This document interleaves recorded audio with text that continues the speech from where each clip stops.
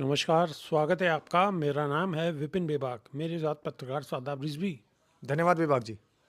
शादाब रिजवी एक बीजेपी के नेता हैं, आशु वर्मा। और वो जो बयान दे रहे हैं, बड़ा ख़तरनाक बयान दे रहे हैं। वो तो कह रहे हैं कि चमार जाटव ये वो फलान ढिकान ये सब आतंकवादी हैं, आतंकवादी। देखिए, सबसे बड़ी बात तो ये है कि आतंकवादी की परिभाषा क्या है। सबसे पहले उनको ये समझना चाहिए, अगर कोई भी किसी हमारे देश के चुने हुए सांसद के घर पर बुलडोज़र चलाए, उनके घर पर आगजनी करे, तो हमारी नज़र में तो वो आतंकवादी है। अगर चारों तरफ में एक निहत्थे किसी बुजुर्ग को देख करके चारों तरफ से घेर करके उनको मारने का कोई काम करे, उनकी लिंचिंग करने का काम कोई करे, हमारी नज़र में तो वो आतंकवादी है। अब वो कह रहे हैं, आप जिन जातियों का नाम ले रहे हैं, जाति सूचक शब्द में आ जाएगा वो, तो बहुत सारे ऐसी नाम लेकर के जातियों का, छोटी जातियों का, और वो चमार कह रहे हैं या फिर और बहुत सारे ऐसे लोगों को जो काम करने ये वाले बात हैं। उन्होंने कही है। मैं जी, उस बात को रिपीट करके, क्योंकि बिल्कुल। मुझे सवाल हाँ, पूछना है आपसे, तो मुझे पूछना पड़ेगा। बिल्कुल। तो जिस तरीके के शब्द का उन्होंने प्रयोग किया है, सबसे पहली बात तो उन्होंने यही घोर अपराध कर दिया। दूसरी बात उन्होंने आतंकवादी बताया है। एक तरफ आप बता रहे हैं कि भारतीय जनता पार्टी का नेता आशु वर्मा इस तरीके की बयानबाजी कर रहा है, लेकिन एक तरफ आप ये देखिए कि हमारे देश के एक दूसरे वर्मा, जो आईपीएस ऑफिसर संतोष वर्मा, अगर वो आवाज़ उठाते हैं मनुवाद के खिलाफ, वो आवाज़ उठाते हैं हमारे निचले तबके की, वो आवाज़ उठाते हैं दलितों की, शोषितों की, और वो ब्राह्मणवाद के और मनुवाद के खिलाफ अगर बोल जाते हैं, तो उनको सस्पेंड कर दिया जाता है। ये हमारे देश की विचारधारा सामने आ रही है।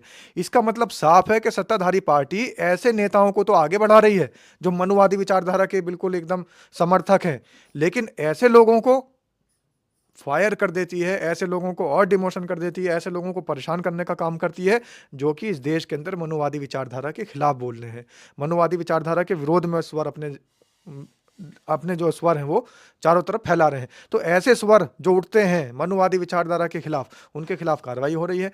अब भारतीय जनता पार्टी के जिस नेता का ये बयान आया है, उस नेता को तो ये भी समझना चाहिए कि सबसे बड़ा अपराध तो उसने यही कर दिया कि जाति की किसी भी उसने नाम लिया तो जाति सूचक शब्दों का इस्तेमाल करना भी बहुत बड़ा अपराध है। उनके खिलाफ केस होना चाहिए और मनुवाद की विचारधारा को बढ़ाने के लिए भी उनके ऊपर केस होना चाहिए, लेकिन कोई केस नहीं होगा। इस बात से साफ झलकता है कि इस देश की जो सत्ताधीश पार्टी है, इस देश की जो सरकार है, उसकी मंशा क्या है, उसकी सोच कैसी है। उसकी सोच सिर्फ और सिर्फ मनुवाद को बढ़ाने वाली है, शादाब ऐसे रिजवी, नेताओं को आगे बढ़ाने वाली बिल्कुल सोच है। शादाब रिजवी, सवाल ये भी तो है कि जिन लोगों को इन्होंने अपशब्द ये इस्तेमाल किया है, वो लोग भी तो कहीं ना कहीं ना समझ नजर आ रहे हैं। क्योंकि चुनाव तो बार बार सत्ताधारी जो पार्टी है वो बार बार रिपीट कर रही है। वो लोग नासमझ नहीं है, वो तो विरोध कर रहे हैं, सड़कों पर भी उतरे हुए हैं और वो विरोध ईवीएम पर भी जा करके कर रहे हैं। लेकिन उनकी एक मांग है कि भाई ईवीएम पे हम जा करके विरोध करते हैं, लेकिन हमारे विरोध को डाइवर्ट कर दिया जाता है।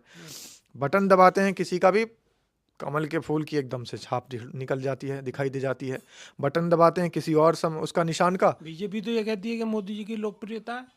मोदी जी की लोकप्रियता फिर कहाँ चली गई थी जब ऑपरेशन सिंदूर का मामला था, जब इस देश के को आतंकवाद के खिलाफ मुंह तोड़ जवाब देना था। ये आतंकवाद का ही तो इस टाइम जो बयान दिया इन्होंने, क्या आतंकवादी हैं आतंकवादी हैं। लेकिन मैं ये कहता हूँ कि वो 4 आतंकवादी कौन से थे जो हमारे देश के अंदर आए और आकर के खून बहा करके चले गए, और मोदी जी ने अभी तक भी ऑपरेशन सिंदूर जारी रखा हुआ है। उस ऑपरेशन सिंदूर के जारी रहते हुए फिर दिल्ली के अंदर धमाका हो जाता है, देश की राजधानी दहल जाती है।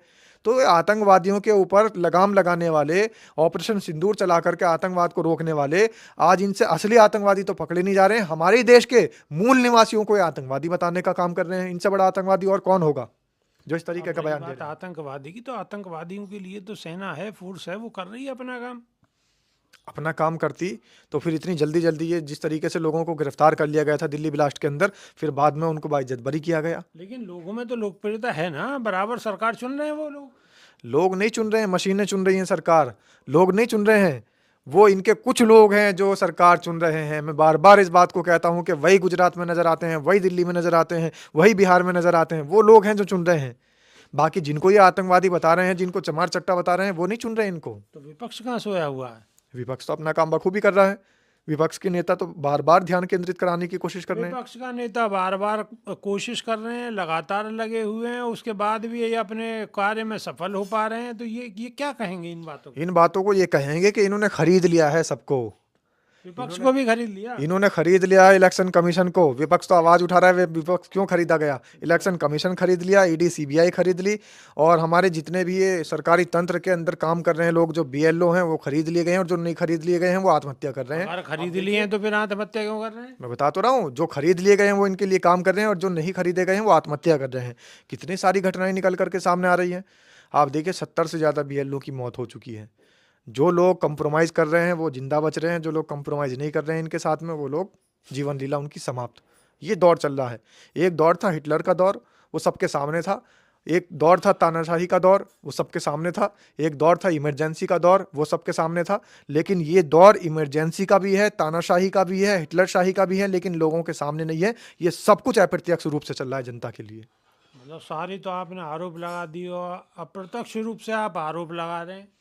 मेरा आरोप तो सीधा है, लेकिन इनकी तानाशाही अप्रत्यक्ष रूप से चल रही है।